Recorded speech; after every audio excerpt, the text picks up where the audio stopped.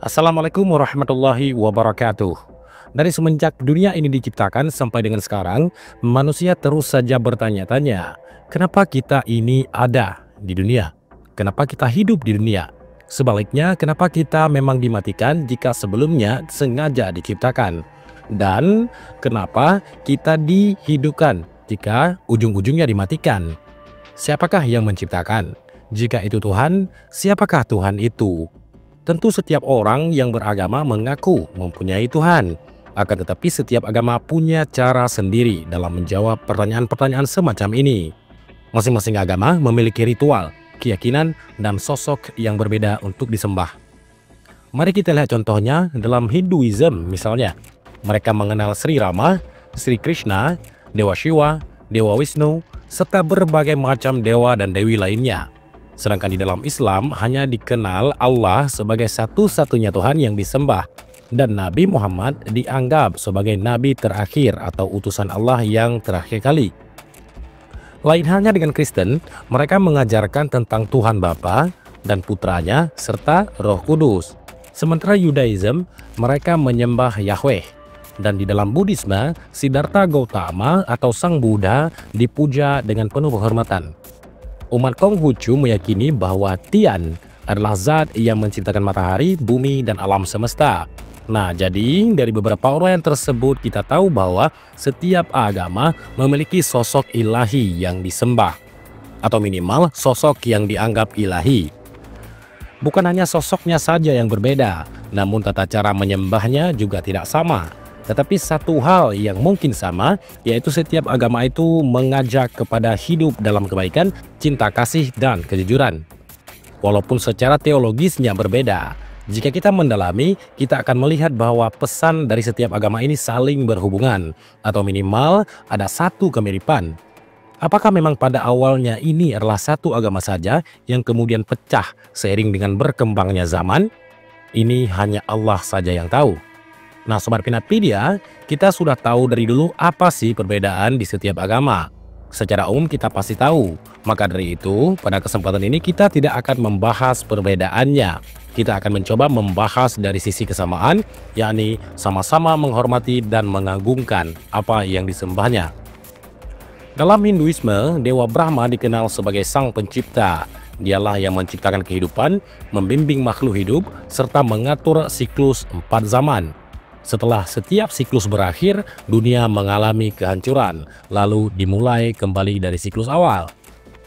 Di dalam Kristen, Tuhan menciptakan langit dan bumi dalam 6 hari. Dia memisahkan terang dari gelap, membentuk langit dan bumi, menciptakan lautan, daratan, matahari, bulan, bintang, serta makhluk hidup lainnya baik di darat maupun di laut. Di dalam Islam juga mengajarkan bahwa Allah menciptakan langit dan bumi dalam 6 hari. Setelah itu dia membentuk dunia sesuai dengan kehendaknya dan kemudian menciptakan manusia serta makhluk lainnya untuk menjalani skenario ilahi. Di dalam Islam, penciptaan ini adalah ujian bagi manusia agar mereka mengikuti jalan yang benar dan bersyukur. Meskipun secara rinci agama ini berbeda, namun dalam hal penciptaan itu relatif sama, yakni seluruh jagat raya ini tidak terjadi sendiri alias ada proses penciptaannya. Dan secara langsung ini menunjukkan bahwa ada sebuah power yang bekerja yang menciptakan segala sesuatunya sesuai dengan rencananya. Manusia pertama di dalam Islam adalah Nabi Adam, di Kristen pun juga sama. Di dalam Kristen, Adam dan Hawa itu tinggal di Eden.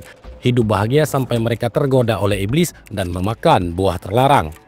Akibatnya mereka diusir dari surga. Islam juga mengisahkan hal yang serupa, hanya saja ada beberapa detail kecil yang membuat narasi ceritanya berbeda. Dalam Hinduisme, kisah serupa terdapat dalam cerita Swambhumanu dan Shatarupa. Swambhumanu adalah manusia pertama, sementara Shatarupa adalah istrinya. Bersama mereka menjadi leluhur umat manusia, mirip dengan kisah Adam dan Hawa. Dari berbagai agama ini kita bisa melihat pola yang sama, yakni Tuhan menciptakan manusia pertama, kemudian memberi mereka tujuan hidup, serta mengajarkan pelajaran moral melalui tindakan mereka. Semua agama memiliki konsep tentang kehidupan setelah mati. Dalam Hinduisme misalnya, mereka yang berbuat baik akan mendapat surga, sementara mereka yang berbuat dosa akan jatuh ke neraka. Kristen mengajarkan bahwa mereka yang hidup dalam iman dan kebaikan akan tinggal bersama Tuhan di surga, sementara mereka yang berdosa dan tidak percaya akan dihukum di neraka. Islam juga memiliki konsep serupa dengan jannahnya, surga, jahanam, neraka. Di sini, perbuatan dan keimanan seseorang akan menentukan nasibnya di hari akhirat kelak. Intinya, sama saja. Kebaikan akan berbalas kebaikan dan kejahatan akan berbalas kejahatan. Setiap apa yang kita lakukan selama hidup akan menentukan akhir dari perjalanan kita setelah mati. Di dalam Islam ada kisah Nabi Nuh, seorang nabi yang diperintahkan membuat bahtera untuk menyelamatkan orang-orang beriman dari banjir besar. Nah, dalam Kristen juga ada. Dalam Hinduism, Dewa Wisnu mengambil wujud Matsya, ikan raksasa, untuk menyelamatkan Manu dari banjir besar.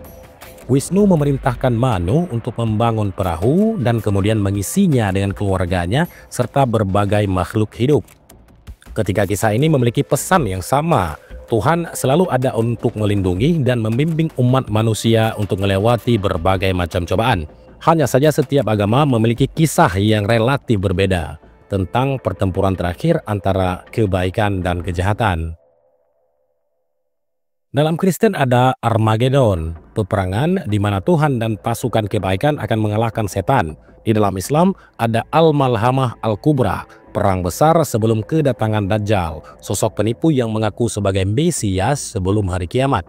Di dalam Hinduism, Dewa Wisnu akan turun dalam wujud Kalki, menunggangi kuda putih untuk menghancurkan kejahatan dan mengakhiri zaman Kali Yuga, membuka era baru yang lebih baik. Hanya Buddha yang tidak kita temukan cerita-cerita seperti ini, yang namun pada ketuhanan dan penciptaan kita sama-sama memuja sesuatu yang mempunyai kekuatan menciptakan. Maka dari itu, perbedaan ini akan terus ada.